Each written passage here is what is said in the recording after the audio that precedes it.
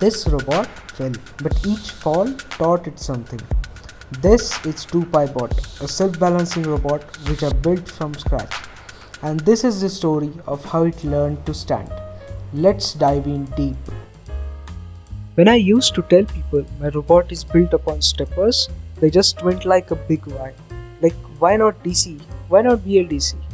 But my aim was constant as I wanted to try this species of motor and I needed the great precision these motors can deliver. After flashing the new firmware, to my surprise, it threw itself on the floor harder than ever. Well, that's the thing which I least expect from a tried and tested piece of code. Well, about control theory, the controller is only good only if it's told correct data, and my hardware it was not giving it correct data. First thing, the motor drivers configuration link they were dead. Like the UART controller was not talking to the steppers. The steppers were set at microstepping at the half the resolution. Like the firmware assumed it rotated at 8 times, but the drivers were rotating at 16 times.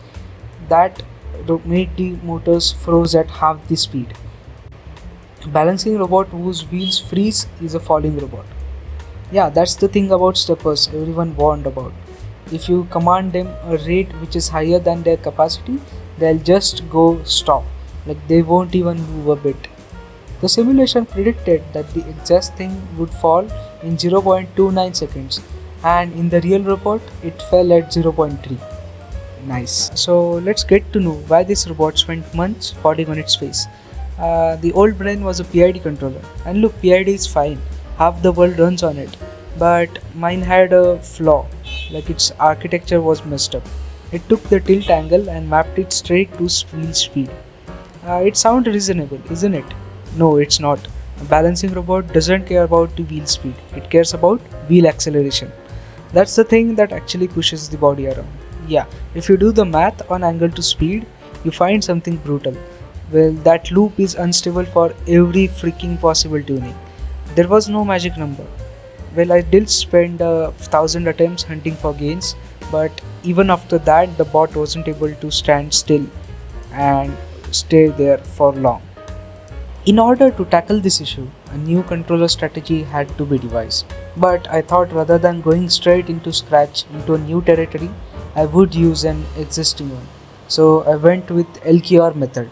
LQR stands for Linear Quadratic Regulator. It's a completely different philosophy. Instead of me guessing gains, I describe the robot to the math. How tall is it, where its mass sits, etc. etc. Then I state my priorities as numbers.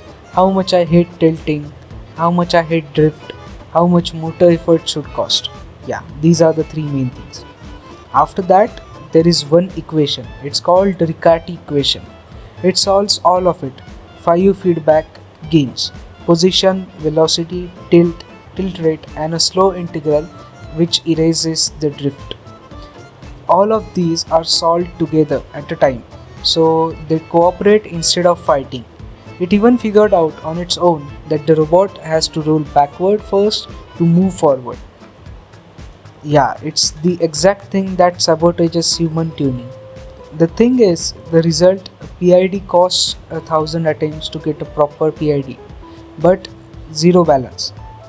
LQR it stood up on attempt 2. Same motors, same sensors, same hardware.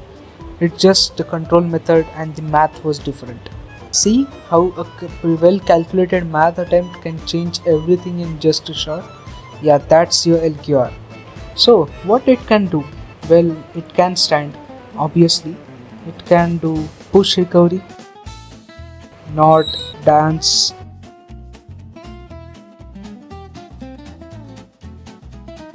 plus can really climb cliffs well and without any balance. It does tilt a lot, but it does handle itself.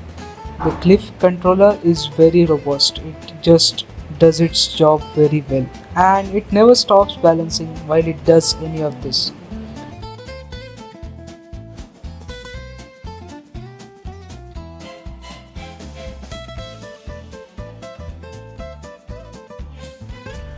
Apart from these mentioned features, I'm also gonna add 4 laser tracking sensors on the bottom to let the robot know about the terrain it's walking on, and on the front there will be a 8x8 TOF LiDAR.